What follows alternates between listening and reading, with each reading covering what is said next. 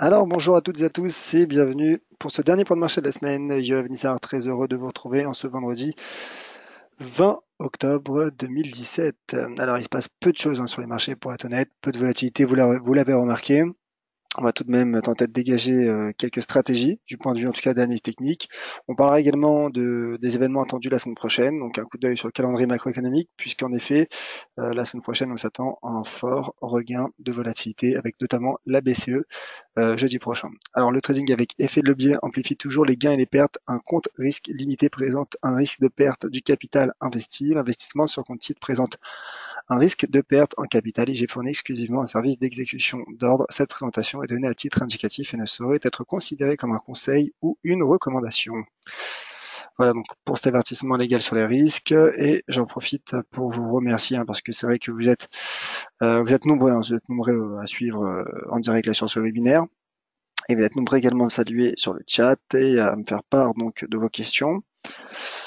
Donc oui, je vous prie de m'excuser également, j'ai une petite minute ou deux de retard, le temps de tout installer, tout mettre en place.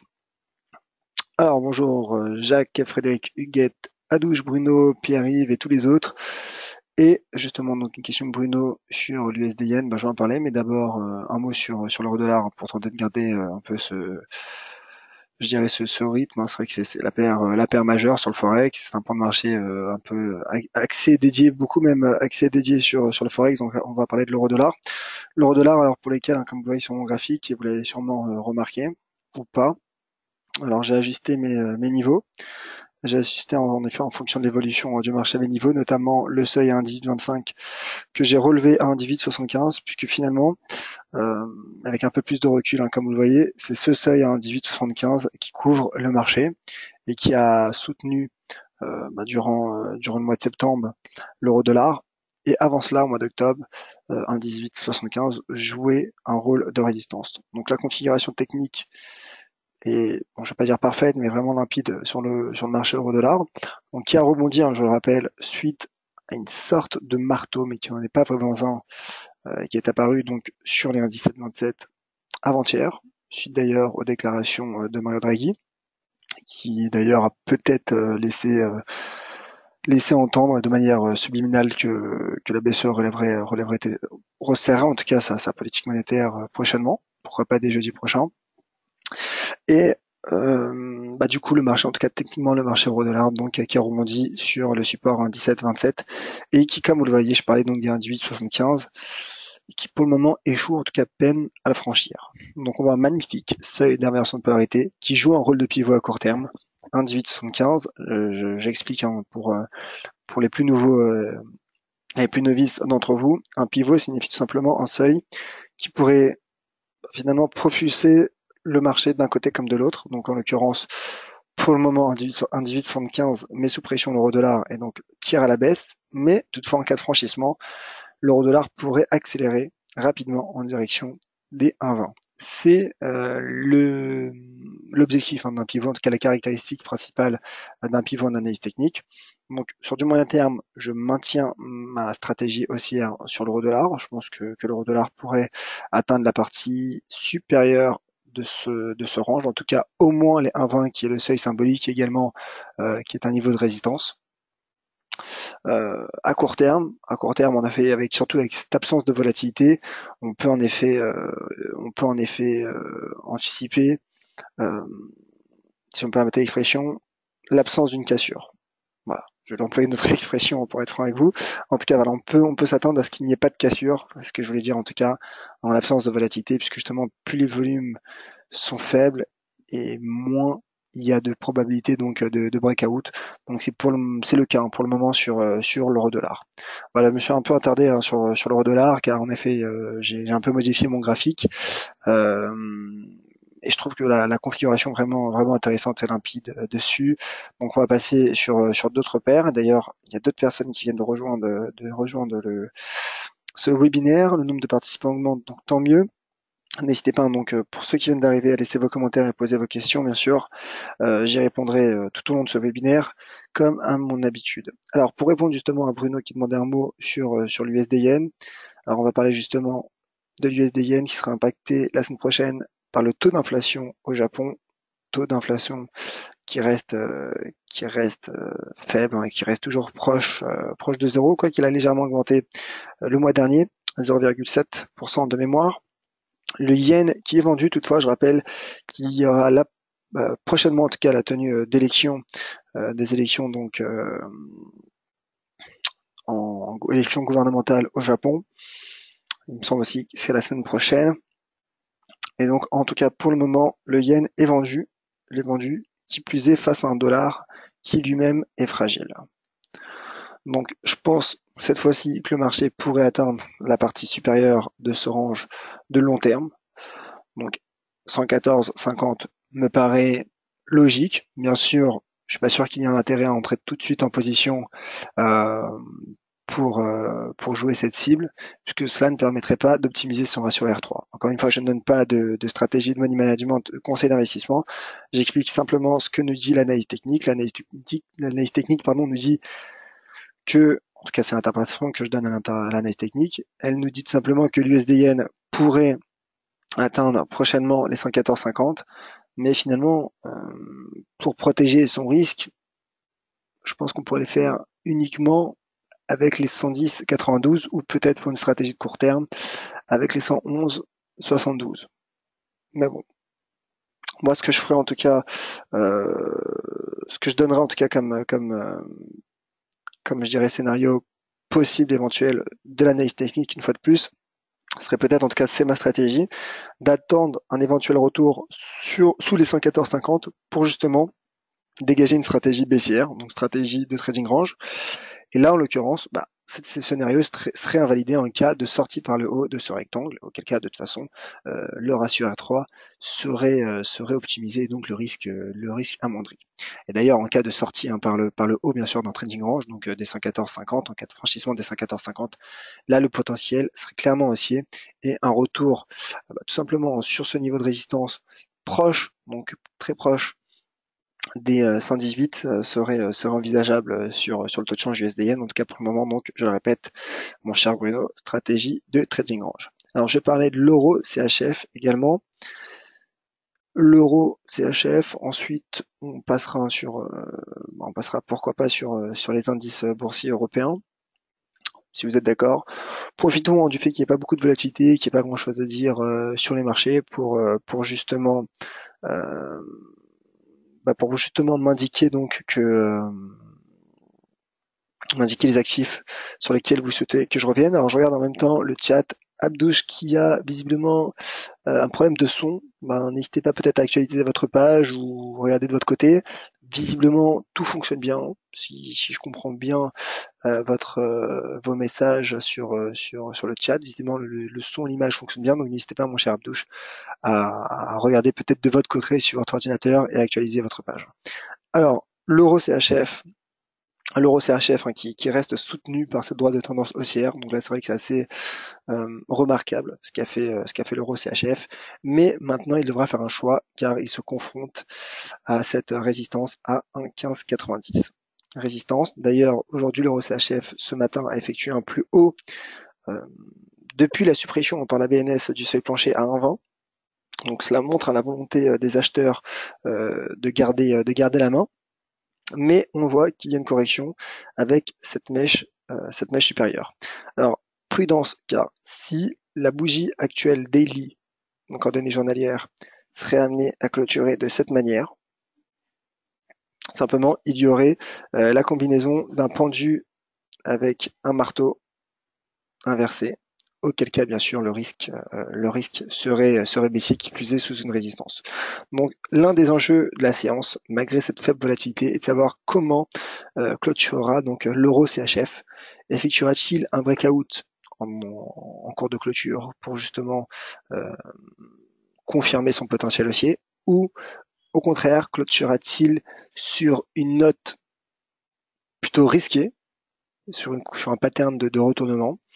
Voilà, c'est l'enjeu de la clôture. Et tout à l'heure, je parlais de pivot. Là, clairement, la résistance à 1,1590 francs suisses, je pense qu'elle peut également être considérée comme un pivot technique majeur, car je pense en cas de franchissement, je pense que l'euro CHF irait tout droit en direction des 1,20. Voilà.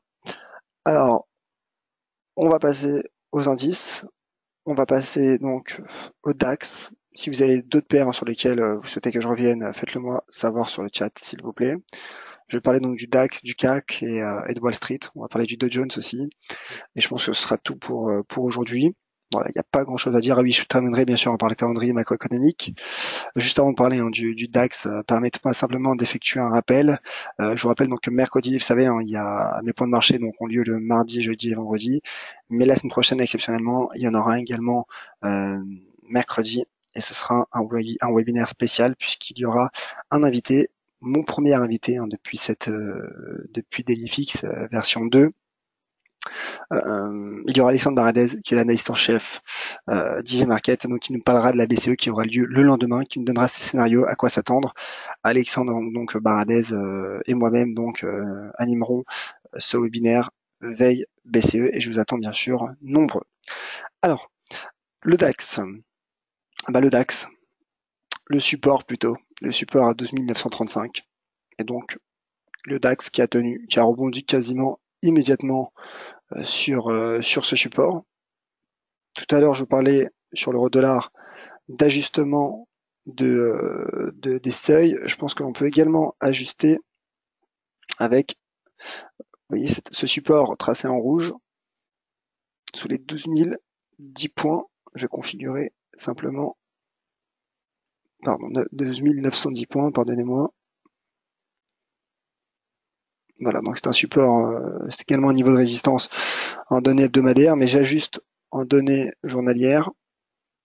Voilà, vous voyez en rouge les 12 910 points soutiennent donc le DAX qui est soutenu par cette zone de support entre 12 910 et 12 935.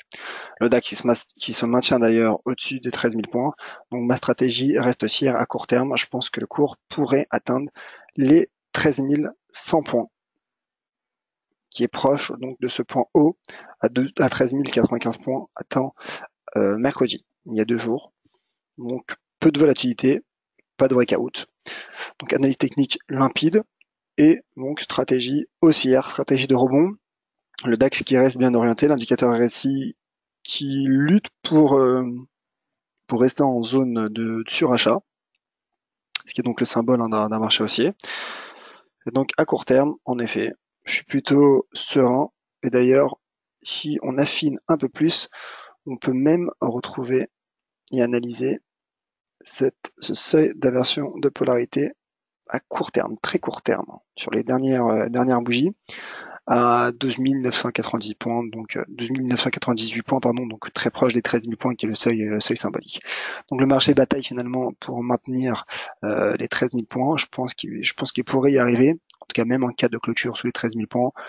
Je pense que la consolidation pourrait pire se poursuivre jusque cette zone des 12 910 à 12 935 représentée en rouge et en vert sur mon graphique pour pourquoi pas effectuer un pullback ou rebondir. Voilà mon plan de trading, donc mon plan, en tout cas mon scénario envisagé sur le DAX. D'ailleurs, ce n'est pas le mien, c'est simplement l'interprétation que je donne à l'analyse technique. Le CAC, ensuite, je passerai à Wall Street et aux questions. Alors, le CAC qui se stabilise dans un mouvement latéral.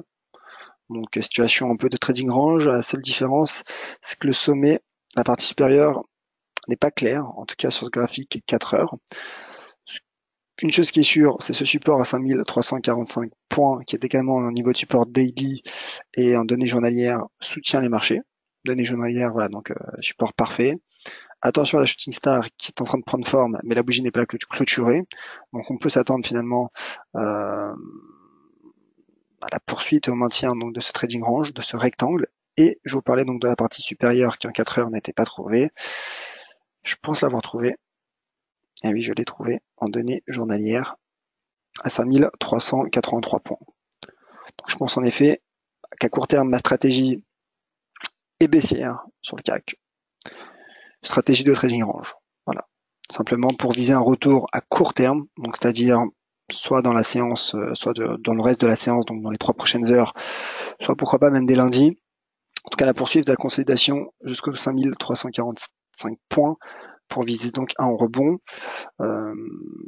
Stratégie de trading range, donc avec laquelle donc on peut optimiser son risque et son ratio R3 avec ces deux bornes, 5345 et 5383 points. Analyse technique également très limpide sur le CAC. Vous voyez peu de volatilité, mais ce que je disais en début de webinaire également sur Twitter, lorsque j'ai annoncé ce point de marché, c'est qu'en effet, il y a peu de volatilité, mais finalement les configurations restent intéressantes. Donc c'est-à-dire, au contraire d'ailleurs, on peut retrouver les caractéristiques d'un trader à succès sur notre guide Toast, sur notre guide éducatif. Si vous le souhaitez, je pourrais vous envoyer le lien. N'hésitez pas à me faire savoir sur Twitter. D'ailleurs, vous le retrouverez sur mon Twitter. Mais en tout cas, l'une des caractéristiques est justement que le trader particulier est plus souvent gagnant en période de faible volatilité. Donc, justement, c'est pas parce qu'il n'y a pas de volatilité qu'il faille rester à l'écart. En tout cas, c'est ce que nous dit ce guide Toast, et c'est également ce que nous dit l'analyse technique, puisque les configurations sont vraiment intéressantes. Alors, je vais parler de Wall Street, ensuite je passerai donc au reste des questions. Alors, il y a pas mal de questions sur des paires croisées, sur l'euro-dollar notamment, sur l'AUD, pas mal de questions aussi. Alors, je vais en parler dans un instant. Alors, voilà, il y a pas mal de questions sur l'euro-dollar. On me demande d'expliquer un peu la configuration, la configuration donc de l'euro-dollar, ma stratégie également, je vais y revenir dans un instant. Voilà, faites bien de le préciser si quelque chose n'a pas été clair. Alors, juste un mot sur le Dow. Le Dow Jones, donc qui bien sûr, qui reste bien orienté malgré une phase de consolidation, même pas d'ailleurs, vous voyez. Ce matin, en effet, il y avait sur le contrat donc futur, voilà, comme vous voyez en 4 heures, très très légère consolidation, mais qui n'en est pas vraiment une. J'ai envie de dire, même dans ces replis, les replis sont de plus en plus faibles. Donc voilà, 23 000 points ont atteint. À ce rythme-là, à très court terme, le marché pourrait atteindre les 23 400 points, voire même les 23 500 points. Je pense qu'à un moment ou l'autre, on peut s'attendre à ce qu'il y ait une chute. C'est en effet le risque. Peut-être, regardez, cette droite de tendance, on verra comment le marché gérera la partie, cette droite de tendance, puisque en effet, vous voyez un canal, mais ce n'est pas vraiment un canal, hein, car le marché n'a pas 3 points de contact, n'a pas effectué 3 points de contact sur cette oblique haussière, mais en tout cas sur la partie supérieure, nous avons désormais nos 3 points de contact, donc oblique. On verra si le marché consolide, se stabilise, ou au contraire, s'il accentue sa hausse. Pourquoi pas. Pour le moment, on voit que le marché sur le dernier mois, depuis le mois de septembre, le Dow Jones donc avance quasiment en ligne droite. Donc on verra si il franchira également cette oblique haussière. En tout cas, le momentum accélère, donc stratégie haussière. Je vise 23 500 points en moyen terme. J'ai bien dit à moyen terme, donc sur la prochaine semaine, 2 prochaines semaines peut-être, sur le Dow Jones. Voilà donc pour le Dow Jones. Alors je vais passer donc au reste des questions, donc notamment sur l'euro-dollar. Abdouche qui a trouvé la solution à son problème, c'est parfait mon cher Abdouche. Donc Nicolas, bonjour, épaule tête épaule sur l'euro-dollar. Alors en quelle unité de temps? N'hésitez pas à me le préciser.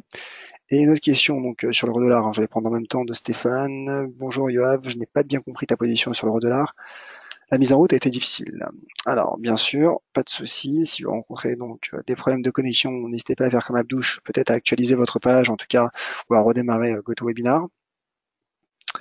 Alors l'euro-dollar, donc je répète ce que je disais, l'euro-dollar qui se stabilise donc dans un mouvement latéral. Et donc nous avons ce pivot, cette résistance à 1,1875 qui couvre les cours. Seuil d'inversion de polarité magnifique à 1,1875. Le marché donc qui a rebondi en milieu de semaine sur les 1,1727. Donc en fait nous avons un trading range. En fait j'aurais même envie de dire 2 trading ranges superposés entre les 1,1727 et 1,1875. Puisque vous le voyez, il s'agissait une fois, dans un premier temps du moins, au mois d'août, d'un trading range entre les 1,1727 et 1,1875. Ensuite, au mois de septembre, c'était 1,1875, 1,20, voire même quasiment 21. Et depuis le mois de septembre, on est retombé, depuis fin septembre, on est retombé dans un trading range entre les 1,1727 et 1,1875. Donc, en l'absence de volatilité, on peut difficilement s'attendre à un franchissement des 1,1875 pour la séance en cours, la séance du jour. toutefois avec la BCE la semaine prochaine qui pourrait d'ailleurs relever ses taux, ou en tout cas peut-être pas relever ses taux bien sûr, mais je veux dire réduire son QE, en tout cas resserrer sa politique monétaire, on peut s'attendre en effet à un franchissement d'un 18,75 et pourquoi pas viser donc les 1,20. En tout cas, cette stratégie serait relancée en cas donc de franchissement des 1,1875. Pour le moment, le marché semble retomber sur les 1,1727. Et donc en cas de retour sous les 1,1727, ma stratégie serait bien sûr haussière pour viser 1,1875. Voilà, j'espère avoir été clair. Alors, pour l'épaule tête-épaule, alors pour l'épaule tête-épaule, en H4, nous dit Nicolas, nous précise. Merci. Ou en daily. Alors en daily, je n'en vois pas. Là, il ne s'agit pas d'une épaule tête-épaule. Il s'agit d'un range. Certes, là, nous avons eu en effet un épaule tête-épaule. J'avais écrit un article d'ailleurs dessus. Mais le marché est sorti par le bas donc de ce canal. En 4 heures, alors on regarde ça. Je n'en vois pas non plus. Si vous faites référence à ces sommets, il ne s'agit pas d'une épaule tête-épaule. Un peu trop éloigné. Non, il ne s'agit pas d'une épaule tête-épaule. Trading range. Alors peut-être en données hebdomadaires en revanche. Même pas. Non, parce qu'il n'y a pas vraiment de sommet, vous voyez. Donc, selon moi, il n'y a pas d'épaule tête-épaule, mais en tout cas, une chose qui est sûre, c'est que même s'il s'agissait d'une épaule tête-épaule, la ligne de cours était à un 17,27. Et donc que vous appelez ce seuil un support majeur ou ligne de coup, dans l'esprit, ça revient au même. En cas de cassure, le marché pourrait chuter. Et pour le moment, ce seuil ou cette ligne de coup, encore une fois, soutient fortement le marché depuis le mois de juillet. Donc c'est pour vous dire la vigueur de ce niveau de support. Poursuivre avec les questions, je vais me dépêcher car il est déjà 55, l'heure approche. Alors sur l'AUD, j'ai vu une question de Frédéric sur l'AUD USD, il me semble en avoir vu une autre sur l'AUD. Alors Jacques, attendez, qui dit justement il serait donc intéressant d'ouvrir à la hausse au-dessus d'un 18,75. Donc là, c'est pour finir avec l'euro-dollar. Alors ce que je disais, encore une fois, je donne pas de conseil en investissement, mais en cas donc de franchissement, en effet, d'un 18,75, ma stratégie serait haussière pour viser au moins les 1,20. Alors l'AUD USD. J'en ai parlé sur Twitter. Je tente de faire un tour d'horizon sur Twitter chaque jour des paires majeures, des actifs majeurs. L'AUD USD qui est retombé sur son support à 0,7835 et qui est donc soutenu par ce support. Donc à court terme, je vise un retour sous ce seuil, puisque le marché est soutenu par un support, donc après tout, pourquoi pas, j'ai envie de dire.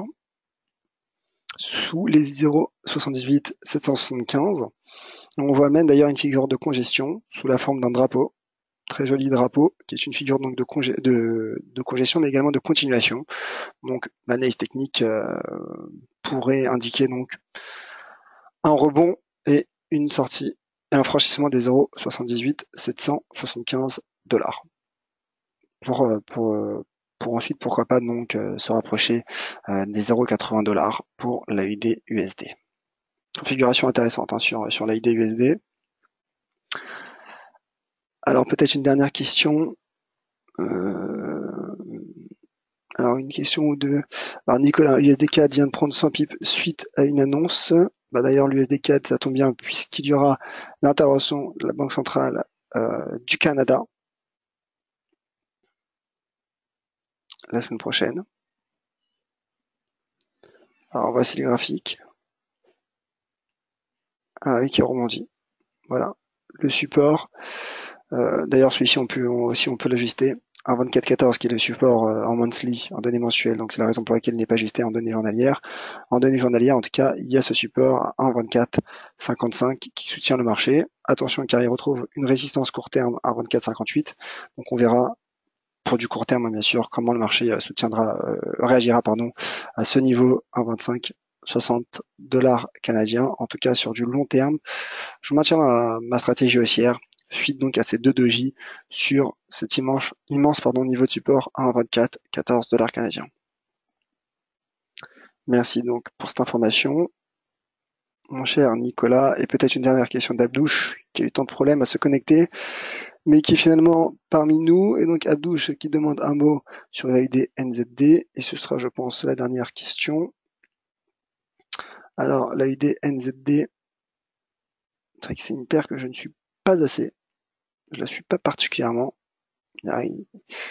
Mais c'est une paire intéressante, puisqu'elle est composée finalement de deux devises matières premières. Voilà. Marché qui semble haussier. Donc, hier, oui, c'est hier, en effet, hein, c'est le NZD hier qui a chuté suite notamment à certains tourments politiques en Nouvelle-Zélande. J'avais retweeté justement un de mes abonnés sur Twitter, donc n'hésitez pas à me suivre sur Twitter @Juavisar parce que je tente vraiment de donner un maximum d'informations. Le marché en tout cas se maintient sur quasiment ses plus hauts, donc il me paraît plutôt baissier pour une stratégie swing. Et d'ailleurs, données journalières, un marteau inversé prend forme, un pendu prend forme. S'il clôture ainsi en données journalières, le risque serait baissier et le marché pourrait retomber sur ce niveau proche des 1,1140 dollars néo-zélandais. Donc stratégie plutôt baissière hein, sur du moyen terme, sur la NZD en 4 heures. On sent un ralentissement du momentum, le RSI qui s'affaiblit, peut-être même une divergence baissière en 4 heures. Donc le risque plutôt baissier hein, sur l'AID USD, bien qu'en effet, j'ai connu pire comme risque baissier. Alors je pense qu'il n'y a plus d'autres questions. Jette un dernier coup d'œil peut-être sur le chat. De rien ma chère Guette. Alors oui, hein, je vous rappelle, alors, un mot sur le calendrier macroéconomique, puisque la semaine prochaine il y aura la BCE.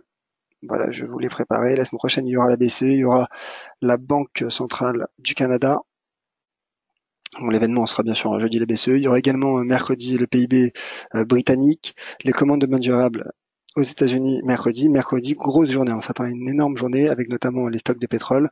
Donc, journée extrêmement volatile. En tout cas, on peut s'attendre à beaucoup de volatilité mercredi. Jeudi, bien sûr, c'est la BCE, donc je ne cite même pas la volatilité attendue. Et vendredi, l'inflation au Japon, le précédent s'est levé donc à 0,7 et surtout on finira la semaine. On suivra ensemble d'ailleurs le PIB américain donc ensemble vendredi prochain à 14h30. Alors ça tombe bien un mercredi, journée très volatile et il y aura donc Alexandre Baradez qui sera en ma compagnie, je le répète. Pour ceux d'entre vous qui viennent d'arriver, donc un webinaire spécial avec Alexandre Baradez qui est l'analyste en chef d'IG Market France mercredi à 14h30 et on suivra bien sûr ensemble et avec Alexandre les commandes mesurables et Alexandre nous donnera ses anticipations sur la BCE du lendemain. Voilà, merci à toutes et à tous de votre fidélité, de votre présence. J'ai été ravi donc d'avoir effectué ce webinaire. Il n'y a plus de questions.